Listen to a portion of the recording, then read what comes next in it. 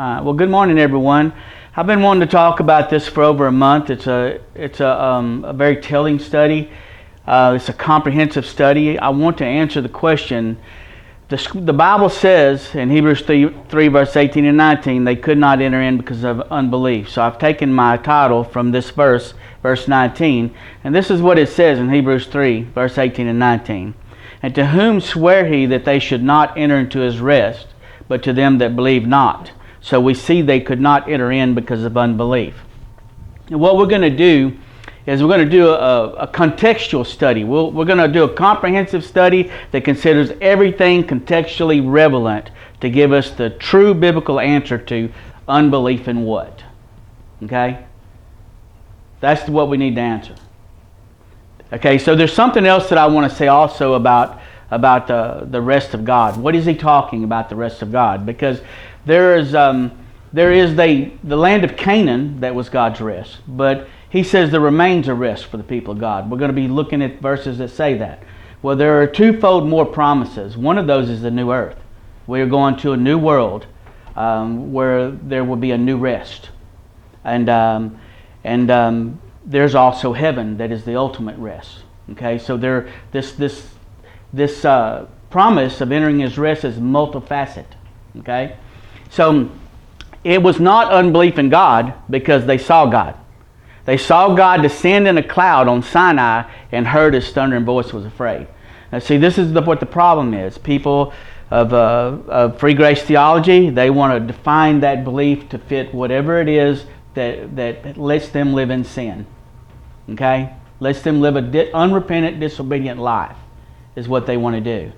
And so they say that it's just belief in God. But we're going to see that was not an issue because God appeared to them. And this is what Exodus 19 verse 10 and 11 says. And the Lord said unto Moses, Go unto the people and sanctify them today and tomorrow, and let them wash their clothes and be ready against the third day. For the third day the Lord will come down in the sight of all the people upon Mount Sinai. Okay, so this journey with God for Israel began with God coming down and meeting the people. So it was never an issue of believing in God. But they still couldn't go because of unbelief. So we want to give you the Bible answer of unbelief in what? Okay? The Bible answer. Okay? So this is what happened in Exodus. We'll continue to read Exodus 19. And it came to pass on the third day in the morning that there were thunders and lightnings and a thick cloud upon the mount, and the voice of the trumpet exceeding loud, so that the people that was in the camp trembled. So they saw the cloud come down on Sinai, they heard the voice of God, and they were afraid. This was not something that they could to not believe in because of what they were seeing and hearing. God doesn't come down in your sight and speak with a thundering voice and you say, I don't believe in that. That's not going to happen. Okay? That didn't happen at all with anybody. Okay? There wasn't one person that weren't trembling at God coming down. Okay? And so Moses brought forth the people out of the camp to meet God. And that's what they did. They come out to meet with God. And they stood at the nether part of the mount, and Mount Sinai was altogether a smoke, because the Lord descended upon it in fire, and the smoke thereof ascended as the smoke of a furnace, and the whole mount quaked. So there was not much they did not see of God. Come down in a smoke and a fire, and the earth was trembling at his presence. And then he began to speak to the people. And when the voice of the trumpet sounded long and waxed louder and louder, Moses spake, and God answered him by a voice. So that's the way it went down. Moses would speak to God, and God would thunder back the answers. So there was no one there that had unbelief in God. Okay? And so we want to continue to look at what the Lord did with them after this day that they were led out of Egypt, because that's where they were brought first, to Sinai. And so the Lord was with them personally and led them through the wilderness. This is the way it went down. All Israel saw the pillar of cloud and the pillar of fire go before and behind. So this is the way it went down every day. And so this is what it says in Exodus 13. And Moses took the bones of Joseph with him, because Joseph had straitly sworn to the children of Israel, saying, God is going to come and visit you. And that's what happened there. He's going to come and visit you. And he says, when God comes to visit you, you carry my bones out of this place with you. Don't leave my bones here in Egypt. And so they took their journey from Succoth and encamped in Etham at the edge of the wilderness. And the Lord went before them by day in a pillar of a cloud to lead them the way, and by night in a pillar of fire to give them light to go by day and night. So God was present with them every day in the cloud and the fire. They saw this every day. Okay? And he took not away the pillar of cloud by day, nor the pillar of fire by night from before the people. They were constantly seeing God manifest himself. You know, they didn't cloud didn't go away for a week and they say, oh, you think that was just a dream? No, that's not the way it was, see? God was always present. He didn't take it away by day or by night. Okay? They saw fire fall and consume their sacrifices. In Leviticus 9, verse 23 through 24, it says, as Moses and Aaron went into the tabernacle of the congregation and came out and blessed the people, and the glory of the Lord appeared unto all the people, so they could see the glory of the Lord, and there came a fire out from before the Lord and consumed upon the altar and the burnt offering, consumed upon the altar the burnt offering and the fat, which when all the people saw, they shouted and fell on their faces. So God manifested himself in the fire and the cloud. The fire went out from before the Lord, and whatever they laid upon the altar as a sacrifice for him, the fire consumed it, and they all fell on their faces. See, not a chance. There was no one of all the children of Israel that did not believe in God. There's not even a chance. Okay? But all of them but two couldn't go into the land because of unbelief. So we want to know unbelief in what kept all those millions of people out. Unbelief in what? Okay? That's the real question to an answer that we're going to get today. Okay?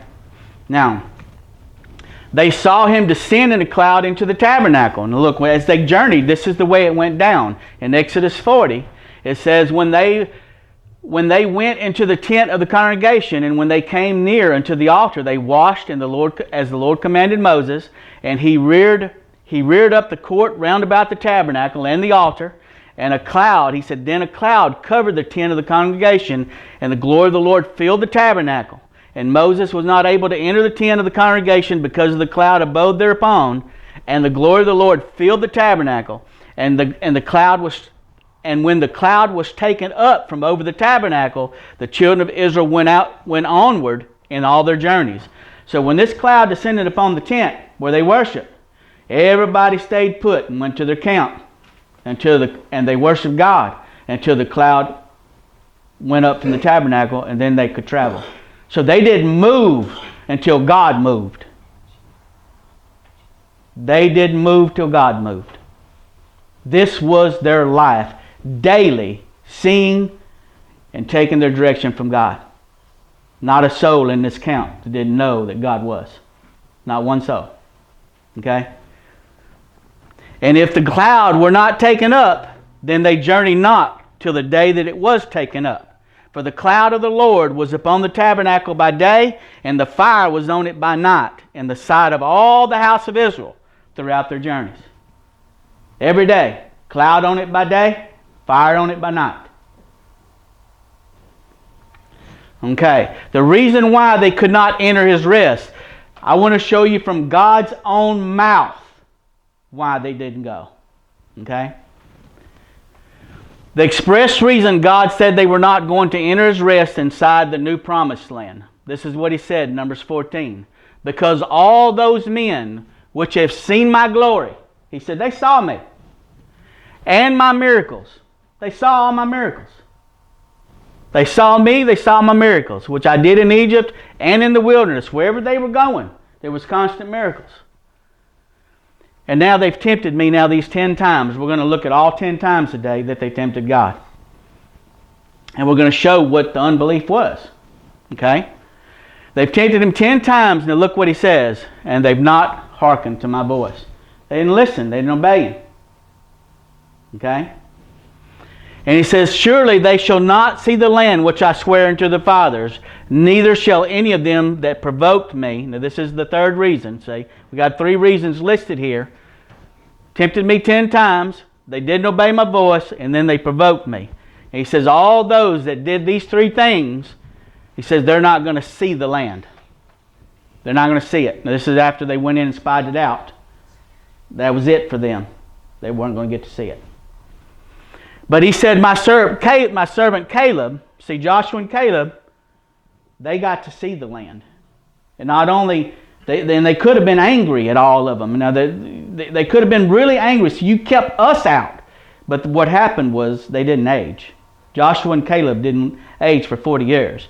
And Joshua is quoted as saying in the scriptures, when he came to the land with all those kids, he said, I'm a man of war, and I'm 80 years old. He just didn't age. So he didn't lose anything. He got that back. See? And their clothes didn't age either. They saw miracles every day. Okay? And so he said, but Caleb, because, now this is the reason why he gets to go. He had another spirit with him. And he followed me fully. Okay? These didn't hearken to his voice. Caleb followed him fully. Do you follow God fully? Because that's what he requires for you to go. Okay? Any doctrine that drives a wedge between you and your relationship with God is not from him. Anything that changes that relationship from the best it's been to the most distant, and you know if it's distant or not, because the relationship changes. The way he deals with you changes. You can feel the space between you and God when there's space. Okay? Because he followed me fully, him will I bring into the land wherein he went, and his seed shall possess it. So all his kids went in with him. So God said they saw me and my miracles, but they tempted him 10 times, would not obey his voice, and provoked him. Now this word tempted, we're going to need to understand what that is. It's from the Strong's Concordance. That's just easy for me to copy and paste because my Bible program has that. It means to test, prove, or tempt, or to try God. It's okay for God to test our faith, but it's not okay for us to test God. Okay? That's what it comes down to. And so what they did, the way they tempted God or tested God or tried to get God to prove himself, which is really a good part of this definition, is they complained and they murmured trying to get God to perform. They thought complaining and murmuring would get him to they'd get what they want. The way your children may complain when they don't get what they want. See? It's a very bad thing. A very bad thing. So, he said that they saw God daily. They just did not believe he was going to do what he had promised them. Okay? They just didn't believe it. They constantly accused him of bad motives. We'll see that when we look at the 10 times this happened. They were accusing God of bad motives, and they tried to provoke him to perform by complaining and tried to get God to prove himself. They were constantly trying to get God to prove himself instead of just believing what he said. Okay? Now we're going to get down, if it's not belief in God that caused them to fail, because they all believed in God. Okay? We need to know what unbelief kept them out. Unbelief in what? Okay? The record of these 10 incidents that we're going to look at, the 10 times they tempted God, they show it was Israel's unbelief in God's plan, provision, and protection on every count. Every single count. They doubted God's plan, provision, and protection that was demonstrated in their example that they exhibited by their words and actions of willful disobedience. Okay? That's how God judged them, by the things they were saying and doing, to say they were unbelieving in him and the things that he promised them and his promises. Not him as a God. They saw him as a God, say. But they were unbelieving in his promises. Okay? Now this is what Hebrews chapter 3, we're going back to show a little bit more of that context that the false teachers steal a verse out of to make it something else. We want to look a little more about, from this same chapter, they couldn't enter in because of unbelief. And we want to see a little bit more of what he said in the same chapter to show it's consistent with everything that I'm teaching here. Okay? People that don't want the truth because they want to do their own thing, then they'll take a verse out of a chapter and redefine it as something that is favorable towards their behavior, and they leave the rest alone. So they cancel out most of the New Testament and keep a verse. And that's the practice. They don't compare Scripture. They're very poor students. Okay? Very poor students. Okay? So this is what he said in chapter 3. I was grieved with that generation and said they always err in their heart. Okay, that's the first reason why he was grieved with them. And they've not known my ways. They didn't know his ways.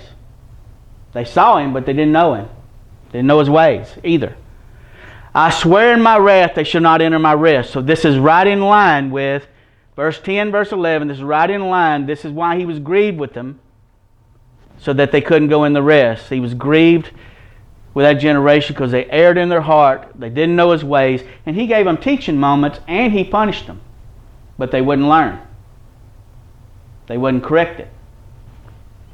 Take heed, brethren. Now this is where he takes what happened, what we're studying in the Old Testament, and he applies it to us to make it a New Testament application for us today. And that's why we're studying it. Take heed, brethren, lest there be any of you an evil heart of unbelief and departing from the living God. So he's saying that this unbelief in God's plan, protection, and provision may cause you to not have a proper relationship with him, even depart from that relationship. Okay? Take heed unless this happens to you too. So they didn't have a relationship with God. See? They departed from it in his heart and was doing their own things. But he said, exhort one another daily, which is called, while it's called today, lest any of you be hardened through the deceitfulness of sin. Now this is another reason, he said, because when we got sin in our lives, the sin is very deceitful and it can harden your heart. So, or sear your heart. Your heart can be seared against sin so that you no longer feel a need to be repentant. And whenever this happens, you get hardened through the deceitfulness of sin and you think you're going to come out better than they did. And you're not. Okay? That's why we're studying this. So in Hebrews chapter 4, verse 9 through 11, he goes on to say, there remaineth a rest for the people of God, even after Israel was removed from the land and it was come and gone. All of that was come and gone. There's a rest that remains for the people of God, and that's why we're looking at this, because he wants us to do better than they did and not make the same mistakes they did. And that's exactly what 1 Corinthians 10 says, and we'll look at that today. For he that is entered into his rest has also ceased from his own works, as God did from his. So there's a rest that's connected to that seventh day Sabbath rest, and there's a rest connected to the land of Canaan. There's a rest connected to the new earth. There's a rest connected to heaven, which is the ultimate rest. Okay? And so he says, then let us therefore labor to enter into that rest, lest any man fall after the same example of unbelief. And so what he's saying, unbelief has a behavior. It has an example or a pattern, and that's what this word example means. It means pattern. There's a pattern of behavior that goes along with this unbelief. And he's telling us what that is. Erring in the heart, departing from the living God. There's a problem in the relationship. There's sin in the life they don't feel a need to repent of anymore. There's an example of unbelief. This is the way it comes out in our life. See? This is the way it comes out. And so they behaved as someone that did not believe. See? And that was the problem. They behaved and talked as if people that did not believe God's plan, provision, and protection for them, which is what he promised. Now, God tested Israel's faith in his promises 10 times. That's what he did, is he tested their faith. And when we're studying today, we're going to see that God brought them there to prove them, to test them. And what they did is test God right back. Okay? And so Israel exhibited unbelief in God's promises 10 times and tried to provoke him to perform. That was their behavior. And they got punished severely every time they tried to provoke God. But they kept doing it. They didn't learn. And he gave them teaching moments, just like he gives us teaching moments. Okay? Now there's a plan that God has for most everybody. that has to do with entering His rest. But there's a plan for your personal life too. And I encourage you to pray to God to get Him to show you that plan. Ask Him His plan for you. You know, because we know the end of this age is upon us. We don't know what short is to God. Don't necessarily know if that's days or weeks or years. We don't know. But there is a plan for you. I guarantee you there's a plan for you. And there's many people that has prayed to know that plan and have got an answer. I'm just putting that out there. You should ask. And so if God shows you His plan for you and you don't believe it, then your faith will fail and you'll start lusting after other things. And that plan may not ever come to fruition because of that. Okay? And so we're just showing you that the record will show that unbelief in His promised plan to bring them to this new land, His promise to provide their needs all throughout that journey to get them to that new land and to protect them from their enemies not only in the wilderness, but whenever He brought them to that new land and they found that it would be filled with walled cities and giants. Saying that he would deliver all of those walled cities and giants into their hands. And even though they didn't believe it and did not get to receive it because they didn't believe it, when their children went in, those walls fell down, didn't they? And those giants were killed by little kids, like David with a rock. That's what they could have had. All right? And so in Exodus 3 verse 8, this is what He told Moses when He sent him to go get the kids out of Egypt. He says, I come down to deliver them out of the hand of the Egyptians and to bring them. See, God was going to bring them.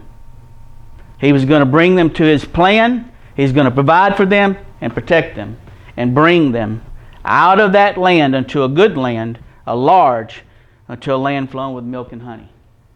And eventually He did it. See? He did all that. He bread rained from heaven. Quail came from heaven, and water came out of a rock, and Jericho, wall Jericho's fell down when they finally got there, 40 years after their disobedience was fulfilled.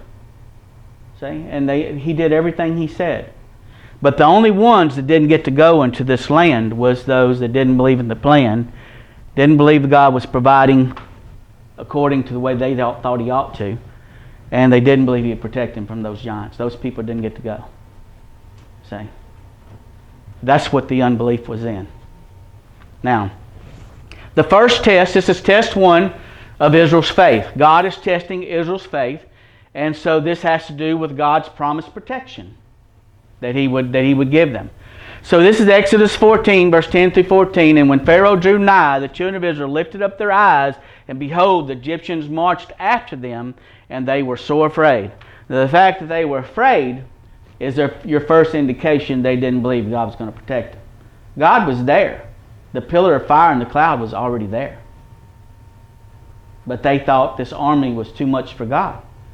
That was severe unbelief. To think that God is present with you and you're in trouble. That's severe unbelief. Okay? And so, this is the way they talked. They said to Moses, because there were no graves in Egypt, you have taken us away to die in this wilderness. Or they are asking Him that. Have you brought us here to die in this wilderness? What kind of question is that? A question of unbelief. Okay? And so, wherefore hast thou dealt with us to carry us forth out of Egypt? Why did you bring us here to be murdered? And He says, is not this the word that we did tell thee in Egypt, saying, let us alone that we may serve the Egyptians? For it had been better for us to serve the Egyptians that we should die in this wilderness. But listen, this is Moses, this is the way he talks. Okay, he says, Moses said, fear ye not, stand still, and see the salvation of the Lord, which He will show you today. For the Egyptians whom you have seen today, you shall see them again no more forever. The Lord will fight for you. That's the way you talk when you believe. You see the difference? Unbelief in what? This is test 1. The test showed their unbelief. That's what tests do. The Bible in James chapter 1, 1 Peter talks about the trial of our faith, the testing of our faith. God still does it. He's doing it to you. He's testing your faith. How do you talk? Do you come to Him in prayer with a big long list of complaints? Is that how you talk to Him? you're doing the same thing.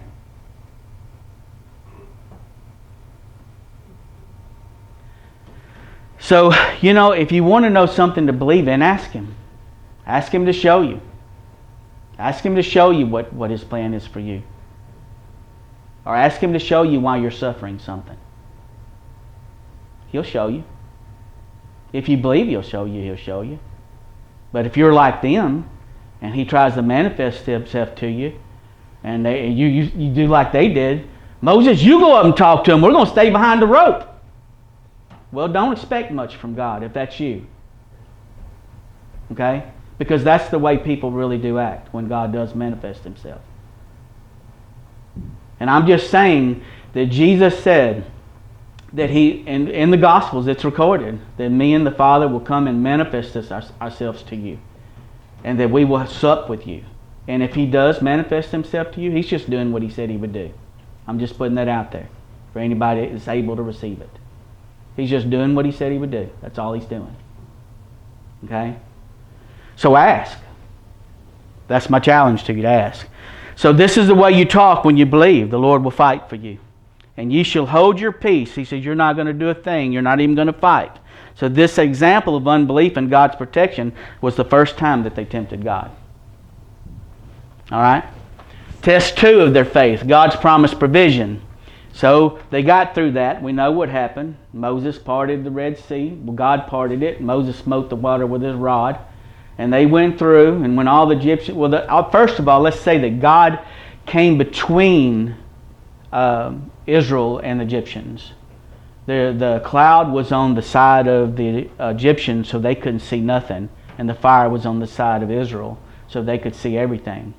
And God stayed between the Egyptians and Israel all night until they crossed the water. And then after the cloud and the fire was removed, then all Egypt went into the water and it closed on them. So they saw Him no more forever, just like He said. Okay? Now, having said that, this is test 2. So Moses, this is Exodus 15. So Moses brought Israel from the Red Sea, and they went 3 days into the wilderness, and they found no water. And when they came to Marah, they could not drink because the waters of Marah were bitter. Now, I just want to point out, He brought them there to test them. He knew the waters were bad. Okay, it says that He proved them. He brought them there to test them. He's being very open about what He's doing. But this is the way they talk. The people begin to murmur against Moses, saying, "What shall we drink?" And they cried unto the Lord, and the Lord showed him a tree, which when He cast into the waters were made sweet. And there He made for them a statute and an ordinance. And there He proved them. So now He said they misbehaved. He fixed the water, and now He's giving them a teaching moment. Now this is the way He does us too. He gives us teaching moments. When we do wrong or we fail a test, He will give you a teaching moment. Okay? And so, and this is what He said. The Lord said, if you will diligently hearken to my voice, if you will hearken to the voice of the Lord thy God, and will do that which is right in His sight, and will give an ear to His commandments, and keep all of His statutes, I will put none of the diseases upon thee which I brought upon the Egyptians. So He said there's going to be punishment for your disobedience. And there still is. The Bible says, whom the Lord loveth, He chastens. So He says if you don't get chastened, you're a bastard and not a son. Okay, that's just what the Bible says. Okay, so He's saying He says, which I have brought thee upon the Egyptians, for I am the Lord that healeth thee. So there's healing for those that are faithful. Okay? And it says in verse 27, now we just want to point out that what He did is what He said He would do. He provided. And they came to Elim, where there were 12 wells of water, and 70 palm trees, and they camped there by the waters. So He brought them to all these wells, 12 wells. And that's where they camped out in the shade of the palm trees. Okay? He brought them here first to the bitter waters to test them. But then he provided. He made the water sweet. He provided. Then He brought them to these waters and provided. Okay? But they didn't talk like they trusted God to provide, did they? You brought us all out here to kill us with thirst. That's the way they talked. See? And when people have a little trouble, sometimes they talk that way. Well, God is hearing every bit of it. And you're just murmuring just like they did. Now, test 3 of their faith, God's promised provision. In Exodus 16, they took their journey from Elim, and the congregation of the children of Israel came to the wilderness of Sin. Some translations translate that Zin. On the 15th day of the second month, and they departed out of the land of Egypt. So this is only the second month. It's 2.5 months after they left Egypt. And the whole congregation of the children of Israel murmured against Moses and Aaron in the wilderness. And the children of Israel said unto them, Would to God we had died by the hand of the Lord in the land of Egypt, when we sat by our flesh pots, and when we did eat bread to the full, for ye have brought us forth into this wilderness to kill the whole assembly with hunger. Okay, so they're complaining again, not trusting God to provide the food, just like they didn't trust Him to provide the water. They said that God just brought them out there to kill them. He could have killed us while we were eating, sitting by the Egyptian flesh pots. See? So they didn't trust God. They didn't believe His promises to provide. And so they were accusing God of bad motives and of bringing them out there. They didn't want to suffer, so they provoked God by complaining and murmuring and accusing Him of doing bad things, having bad motives. See? So the people were like trying to abuse God into doing it the way they thought it ought to be done. See, by the way they're talking to Him. See? And so, then said the Lord unto Moses, Behold, I will rain bread from heaven for you, and the people shall go out and gather a certain rate every day, that I may prove them. So He tested them here, and He said, I'm going to test them again. And so the way He's going to do it is by giving it to them a certain rate with certain instructions of how to gather it. And He's wanting to see whether they will walk in His law or not. So whatever He says to us is His commandments to us. There's His law to us. And He wants to see whether we will walk in it or not. And it's the same in the New Testament. In Romans 6, it speaks of yielding to God. And Romans 8, it talks about walking after the Spirit. And in Ezekiel 36, He told that when the Holy Spirit was given, it would be for the purpose of causing us to walk in His law and His ways, and keeping His statutes and doing them. It was God's plan all along to bring us into an obedient relationship with Him and to give us a spirit of obedience.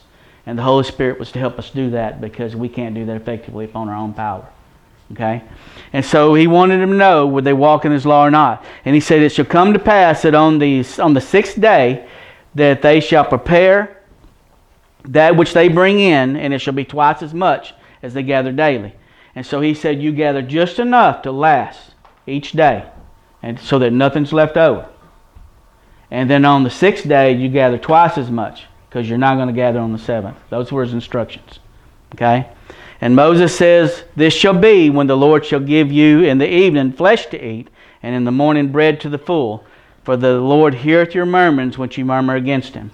And so He was going to give them quail in the evening to give them meat, and bread in the morning. But He gave them rules about how to gather it.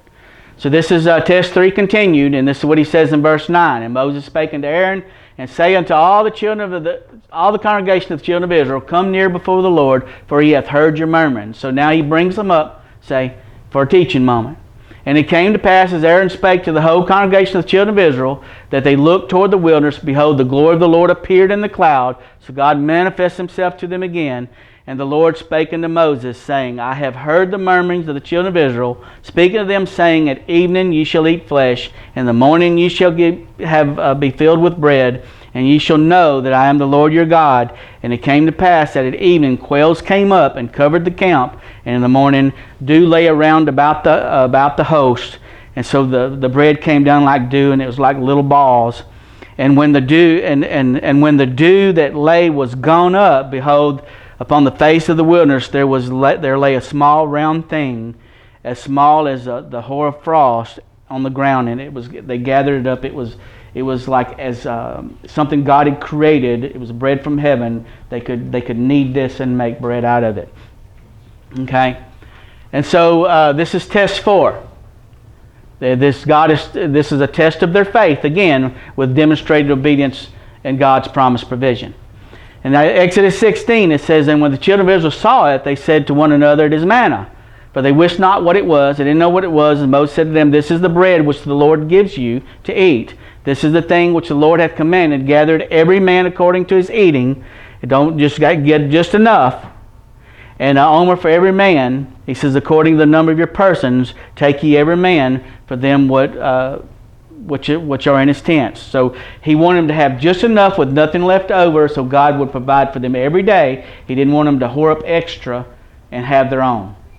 They had to look to God for their food every day. Okay? And the children of Israel did so and gathered, some more, some less. And when they did mete it out an omer, he that gathered much had nothing over, and he that gathered little had no lack. And they gathered every man according to his eating. And Moses said, let no man leave of it till the morning, so you can't have any left over. Notwithstanding, they hearkened not unto Moses, but some of them left it until the morning. What happened to that bread was it bred worms and stank. So that's what they got for not listening. You don't have anything left by morning. Get just enough to eat, get rid of it. And so it became a stinking pot of something they had to try to get clean now because they didn't listen. And so Moses was wroth with them because they didn't listen. And they gathered it every morning, every man according to his eating. And when the sun waxed hot, it just melted, went back into the earth. All right. Test 5 of their faith. He's testing their faith with demonstrated obedience now and God's promise of provision. And it came to pass, this verse 22, on the 6th day they gathered twice as much bread, 2 omers for one man. And all the rulers of the congregation came and told Moses, and he said unto them, this is that which the Lord hath said, tomorrow is the rest, the holy Sabbath, unto the Lord. Bake that which ye will bake today, and seethe it what ye will seethe today, and that which remaineth over lay up for yourself to be kept unto the morning. And they laid it up till the morning, as Moses bade, and it did not stink, and it didn't breed worms. So that was the only day, the 6th day, that it didn't go bad. The only day that happened. Okay? It was a miracle of God that it happened that way. And so, and Moses said, eat today, for the day is the Sabbath unto the Lord, and ye shall not find it in the field. And so they said, don't expect anything on the Sabbath. The Lord wants you to stay in and rest. He don't want you to go out and look for bread on the Sabbath. Today you will not find it in the field. 6 days you will gather it, but on the 7th, which is the Sabbath, there will be none. But it came to pass, some of them went out to look for bread. It's like whatever. There was always those that didn't listen. And some went out of the people of the 7th day for to gather, and they found none. And the Lord said unto Moses, this is the Lord's response, how long refuse ye to keep my commandments and my laws? He wants you to listen. It's not changed. He wants you to listen and be compliant. And if you don't want to listen and you don't want to be compliant, you got trouble coming. That is where the chastening of the Lord comes from right there. And eventually, if your heart doesn't depart from the Lord and you stay with it, eventually, you know what you're going to be?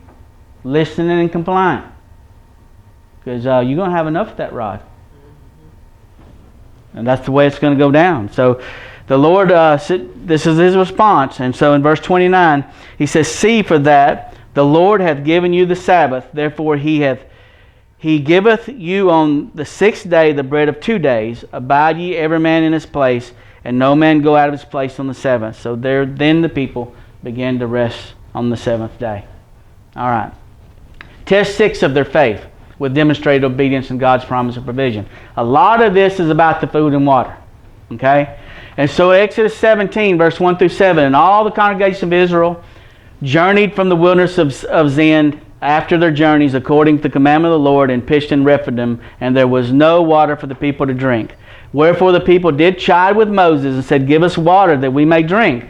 And Moses said unto them, why chide ye with me? Wherefore do you tempt the Lord? And the people thirsted there for water. The people murmured against Moses and said, wherefore is it that thou hast brought us up out of Egypt to kill us and our children and our cattle with thirst? And so this is the way they talked. As if God brought them there and had bad motives and wasn't providing, wasn't doing a good job of giving them their food and water, and that they were just going to die out there. God brought them out there just to die. Okay? And so there are people that go through trials that believe, that try to make God out to be a bad guy. I'm just saying, it's not good. You're doing what they did. So who got to go to Canaan? The people that believed and trusted God right up to the end. They got to enter into the rest and get the reward, see? It's these people that are complaining, not trusting God, not believing God for His plan, His provision, and His protection. They're the ones that got cut out. Yeah, and it's not going to be different for you. That's why this Old Testament thing appears in the book of Hebrews and in the Corinthian letter as a doctrine for us. Okay? So that you won't make the mistakes they make. And so Moses cried unto the Lord, saying, What shall I do to this people? They'd be almost ready to stone me. And the Lord said unto Moses, Go on before the people, and take with thee of the elders of Israel, and thy rod, wherewith thou smotest the river, take it in thy hand, and go. And he says, Behold, I will stand before thee there upon the rock in Horeb, and thou shalt smite the rock. Now this is important, because he told him how he wanted it done. He says, You can smite the rock with your rod, and water will come out of a rock. That's God. He's working a miracle to give him water. But the next time, the Lord told him to speak to the rock. And he smote it with his stick. And you know what happened to Moses? He didn't get to go to Canaan either. You think you're going to come out better than God's friend, where He talked to face to face? Not listening to Him and not being compliant? You're not going to come out better. And so he said to smite the rock, and there shall come out water out of it, and the people may drink. And Moses did so in sight of the elders of Israel. And he called the name of the place Massah and Meribah, because of the chiding of the children of Israel, and because they tempted the Lord, saying, Is the Lord among us or not? That's the way they were talking. You talk like that when you don't believe in God's protection, provision, and plan. Okay? He's going to bring you through this life. And you're going to have trouble and tribulation in this life. And He's going to go through it with you. And you better set your mind to go through it and be faithful to the Lord if you want to enter His rest. Okay? Because He's got some things to teach you through your troubles and your trials. And that's where you learn them. You can't learn any of this in heaven because it's perfect. This is where the devil lives. And he causes all the problems, and he uses the devil to teach you. Teach you all the things that you can't learn in heaven. See? Now, test 7, the Lord tests their commitment to Him. In Exodus 32, and when the people saw that Moses delayed to come out of the mount, the people gathered themselves together unto Aaron and said unto him, Up and make us gods which shall go before us. For as for this Moses, the man that brought us up out of the land of Egypt, we don't know what's become of him.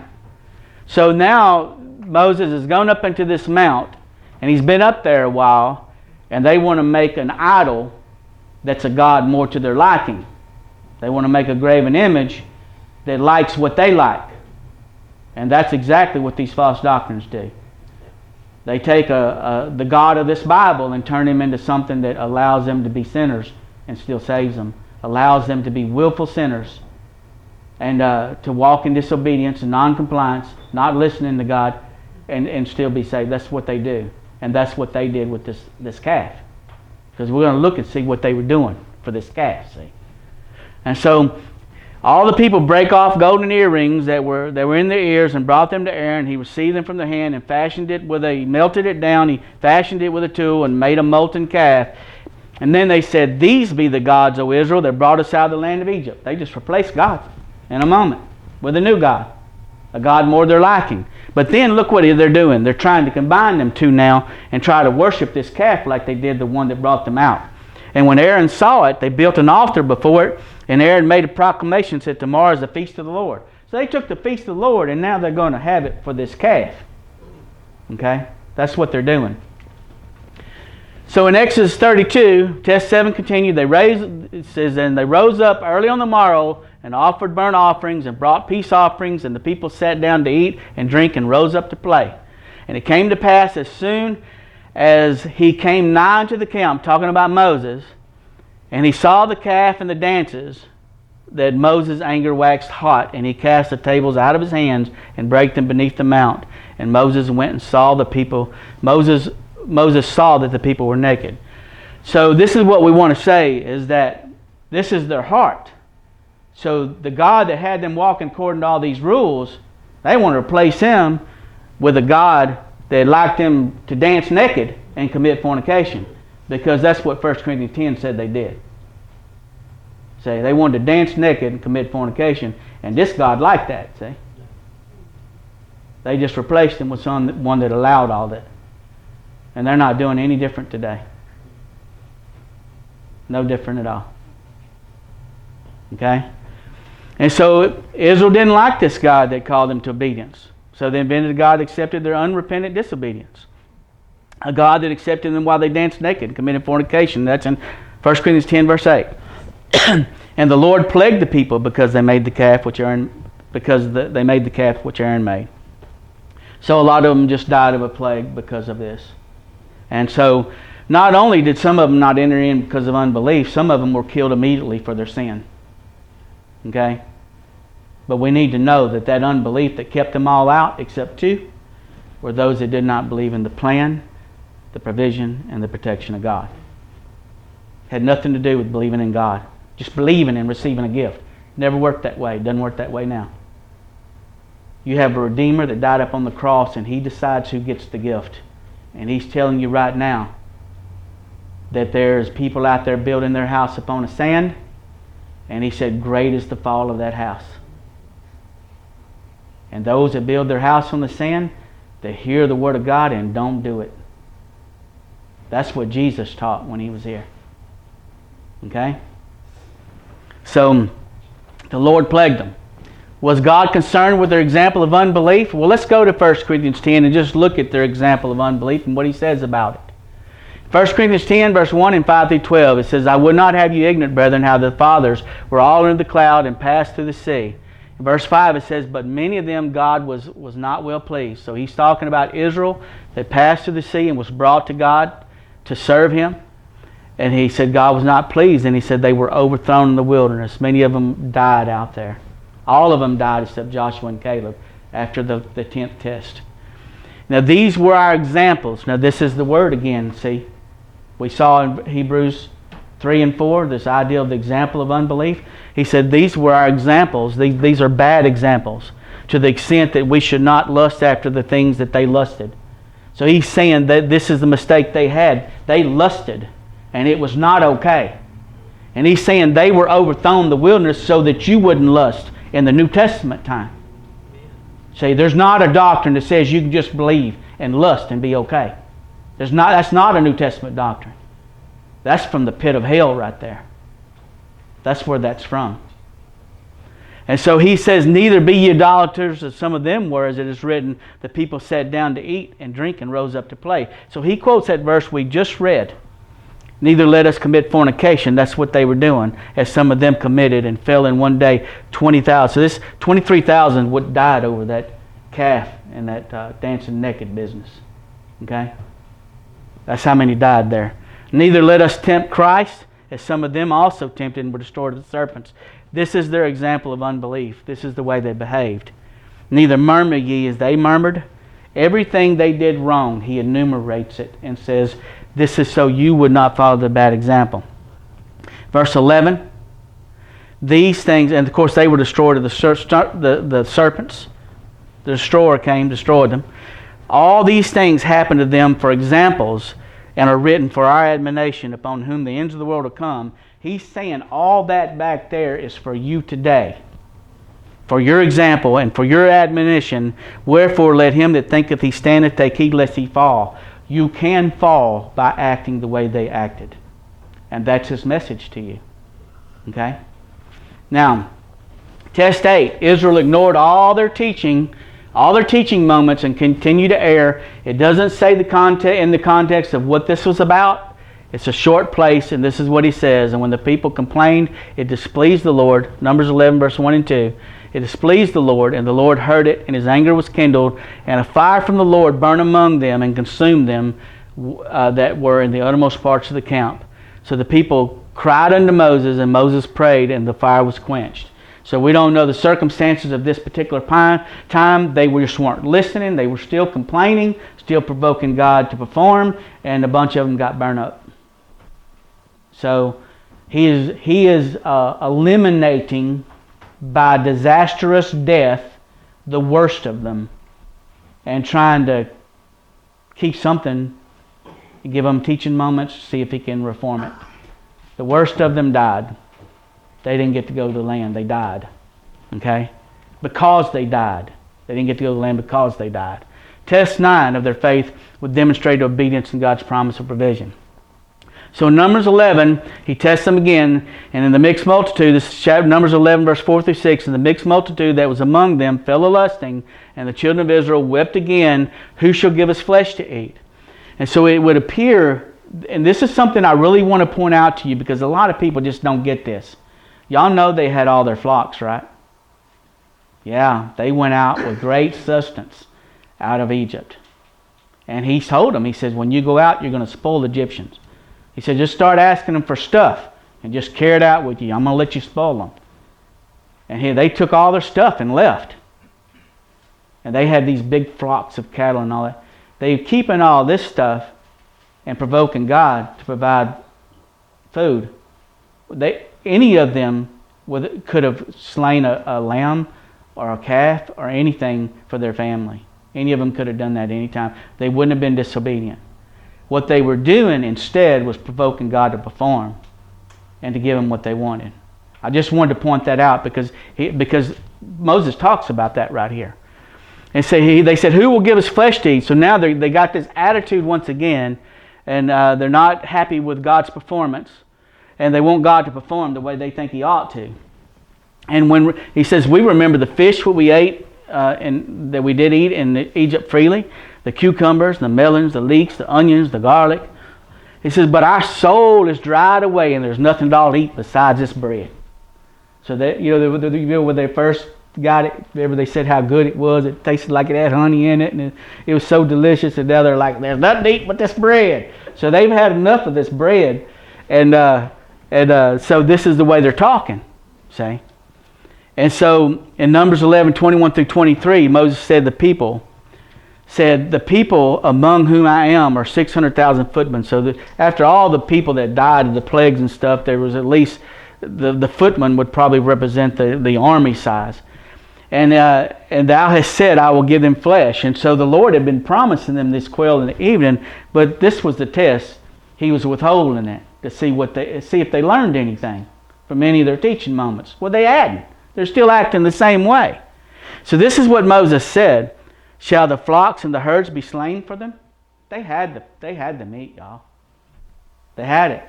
He's just saying, you want me to start killing cattle or sheep or whatever. Because they were carrying that to the land that was something for their future.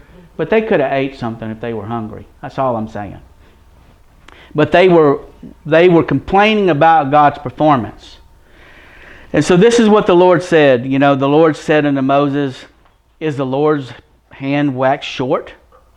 He's saying, is there anything I can't do? Thou shalt see whether my word shall come to pass unto thee or not. So the Lord withheld it for days or whatever. They didn't have their quail for a few days, and now they're all in an uproar. Instead of being compliant and humble before God, they're acting a fool. And so the Lord says, is there anything I can't do? He says, you'll see whether I'll keep my word or not. And so in verse 31, it says, there went forth a wind from the Lord and brought quails from the sea, and it let them fall by the camp as it were a day's journey. So if you started walking and walked a day, that's how far the quail had come into the camp. A day's journey on every side. And it was round about the camp, and it was 2 cubits high.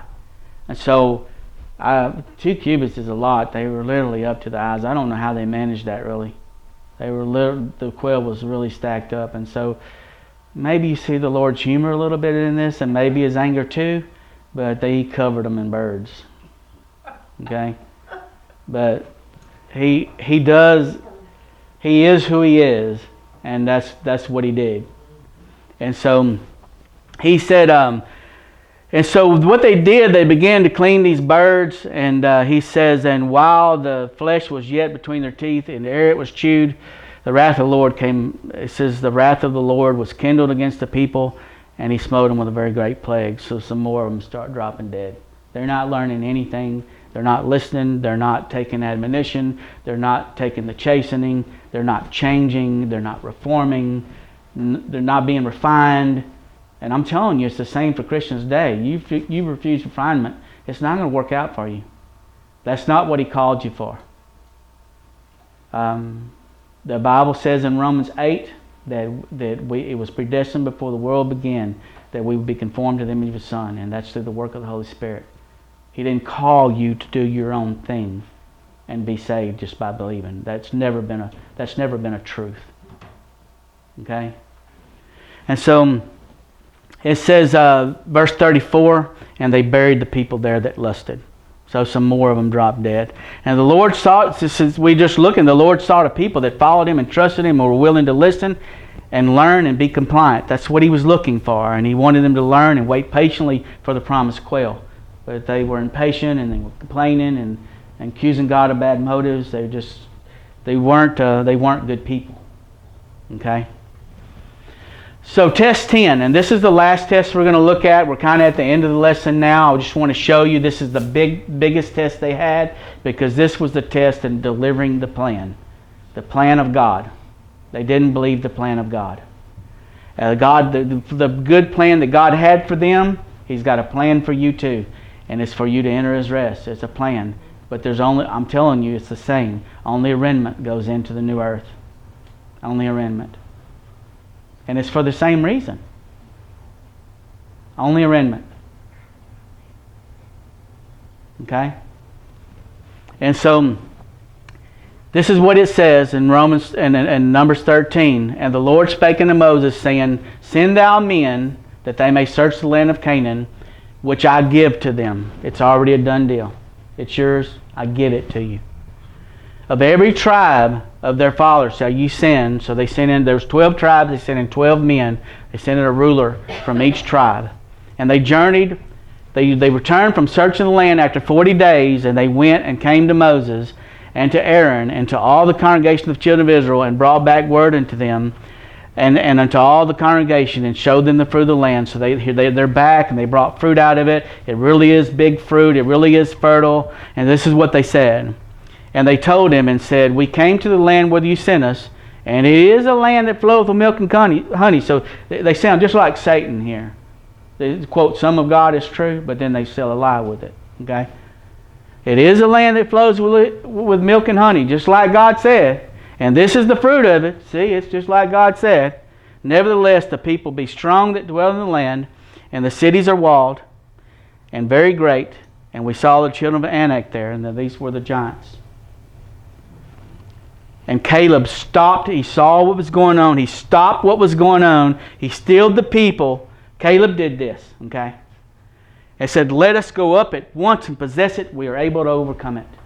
He believed God's plan, okay? This is the way you talk when you believe God's plan. So it's the way he's acting and talking. The way that God judged he believed or not. The way they acted and talked, that's the way he judged. That's their example of unbelief that the book of Hebrews is referring to. In verse 31 it says, But the men that went up with him said, We be not able to go up against the people, because they are stronger than we. They brought up an evil report of the land which they had searched unto the children of Israel. They came back with this evil report, saying, The land, though we have gone to search it, is a land that they said it's a land that eateth up the inhabitants thereof. Here they're saying it's a dangerous place, y'all. And all the people we saw are men of great stature. There's all these giants in there, y'all. And we saw the giants, the sons of Anak, which come of the giants, and we were like grasshoppers in their sight. That's the way they're talking. We're just like grasshoppers for all them giants. Okay?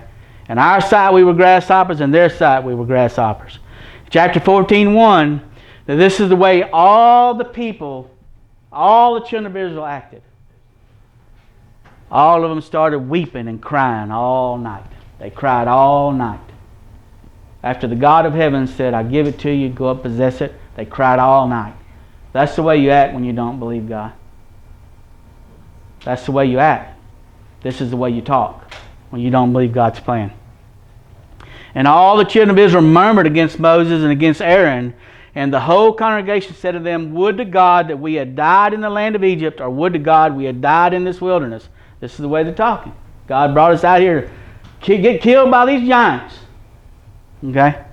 And wherefore hath the Lord brought us to this land to fall by the sword, that our wives and children should be a prey. This is what they're asking Moses. You just bring us here for our wives and children to be slaughtered and be a prey to these people? Were it not better for us to return to Egypt? So this is what they decided. Let us make a captain and just go back and be slaves in Egypt. That's what they decided. Okay? Verse 5. And Moses and Aaron fell on their faces before all the assembly and congregation of the children of Israel. That's the way you act when you know that God's going to do something bad. You don't want no part of these people that's going to get something bad. And because you don't act this way and not get chastised. Okay? So they fell on their faces. And Joshua the son of Nun and Caleb, well, they rent their clothes. All them clothes that God been preserving all that time, they ripped them. We're not in this. Okay? And they spake unto all the company of children of Israel, saying, the land which we passed through to search it is an exceeding good land. If the Lord delight in us, He will bring us into this land and give it to us, a land which floweth with milk and honey. They're saying everything God promised. That's what they're saying back to the people. Everything God promised, because they believe it. And this is their warning to all those rebels. Only rebel not ye against the Lord, neither fear ye the people of the land. For they are bread for us. Their defense is departed from them, and the Lord is with us. Fear them not. That's the way you talk when you believe. But all the congregation bade stone them with stones. They said, we'll just kill the people that believe, make us a captain and go back. That's the way you act when you don't believe. See? You know where you act when you don't believe? You take it out on the people telling you the truth. You know how many preachers have been cut out of fellowship? You know how many people have been excommunicated for saying the truth? That's the same thing. Cut out of raced out of people's lives for telling the truth. Telling them exactly what God showed you. Yeah, that's the way it happens. So they decided to stone them with stones, and the glory of the Lord appeared in the tabernacle of the congregation before all the children of Israel. And the Lord said unto Moses, how long will this people provoke me? And how long will it be ere they believe me? So they don't believe His promises. They believe in the Lord that He is the Lord. They don't believe His promises. They don't believe Him. He didn't say how long ere they believe I exist. That's not what He said. How long ere they believe what I say, what I'm promising. Say. That's the true meaning of Hebrews. For all the signs which I've showed them. He's saying, I've been here, you've seen me, you've seen my signs. And this is what He says, but as truly as I live, all the earth will be filled with the glory of the Lord. He's going to have His way. He's saying, I'm going to have my way. The day's coming that the earth is going to be filled with God's glory. And that's still to come. Okay? It's going to happen, though. Just like He said. Because all those men which have seen my glory and all my miracles which I did in Egypt and in the wilderness have tempted me now these 10 times and have not listened to me. They wouldn't obey me. Then I hearkened to my voice. Surely they will not see the land which I swear unto their fathers. Neither shall any of them that provoke me see it. They're not going in for these reasons. But my servant Caleb, because he had another spirit, and he hath followed me fully, him will I bring into the land wherein he went, and his seed shall possess it. In verse 27 it says, how long shall I bear with this evil congregation which murmur against me? I have heard their murmurings of the children of Israel, which they murmur against me. So say unto them, as truly as I live, saith the Lord, as ye have spoken in my ears, so will I do unto you. So whatever they believed about God, that's what was going to happen. He said, this is what you said I brought you out here to do, so this is what's going to happen to you. Okay, that was their judgment. Your carcasses shall fall in this wilderness, and all that were numbered of you, according to your whole number, from 20 years old and upward, which have murmured against me, they're going to die and not see the land. So they received according to what they believed. They reap what they sowed. And it's not changed. Who said you'll reap what you sow? But the New Testament writers, right? It's not changed. Doubtless ye shall not come into the land concerning where I swear to make you to dwell therein, save Caleb, the son of Jephunneh, and Joshua the son of Nun. Those are the only two that got to go. But your little ones, which he said should be a prey, all them people you said I brought out here to kill, the little ones, he said, them will I bring in, and they shall know the land which ye have despised. But as for you, your carcasses shall fall in the wilderness, and your children shall wander in the wilderness 40 years, and bear your whoredoms until your carcasses be wasted in the wilderness. After the number of the days which he searched out the land, so this is his judgment, you searched out the land 40 days, you're going in the wilderness for 40 years, a day for a year, to bear your iniquities, even 40 years, and ye shall know my breach of promise. So the promise was conditional, and it still is. That's why it says, if they shall enter my rest. Because the word if is the best they could do with a conditional promise in the translation. See, from Greek to English. It's the best they could do. And from Hebrew to Greek, and then to English. So it says, if they shall enter my rest. The word if it shows a conditional promise. It was always conditioned upon them believing in God's plan, provision, and protection to go into that land. So, and the men which Moses sent to search the land, who had returned and made all the congregation to murmur against them, the ten rulers, by bringing a slander upon the land, those men that brought the evil report on the land, they died right there. They didn't even get to go in the wilderness to die. They died right there. You know? Right there. But Joshua the son of Nun and Caleb, they didn't die. They lived still. So 10 died, 2 didn't. 2 never did till they got to their homeland, the rest, the land of rest. Okay? So this is the conclusions. You know, we know what James 2:18 says, that faith is shown by our works. You know? That's what that chapter's about. Faith acts like faith and talks like faith. That's the works he's talking about. Okay? And that's when he talks about here, lest any man fall after the same example of unbelief. Unbelief acts like unbelief and talks like unbelief, and that's all he's saying. This word example, it means to exhibit for imitation or warning. It can be figuratively a bad example or a good example, in other words. Example or pattern. So there is a behavior that came forth from their unbelief, and that's what the example of unbelief is, by definition. 1 Peter 1, verse 7 and 9 talks to us like this, that the trial of your faith being much more precious than gold that perisheth, he proved them 10 times. 10 times they failed. He's still proving us today. He's not changed. The trial of your faith is precious to God.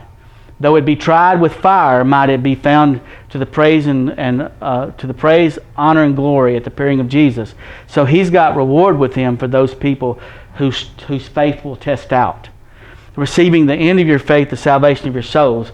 And don't think that it has no bearing upon whether you enter his rest or not. You receive the end of your faith. If your faith is an example of unbelief, you get the payment of unbelief. See? If you talk and act like someone that doesn't believe, that's what you get. And we're not just talking about a belief in God. We're talking about what he's looking for. People that will believe in the plan, protection, and provision of God. See? Those people. And so justification is by a faith that is tested. It's a tested faith. It's not just I believe. It never was.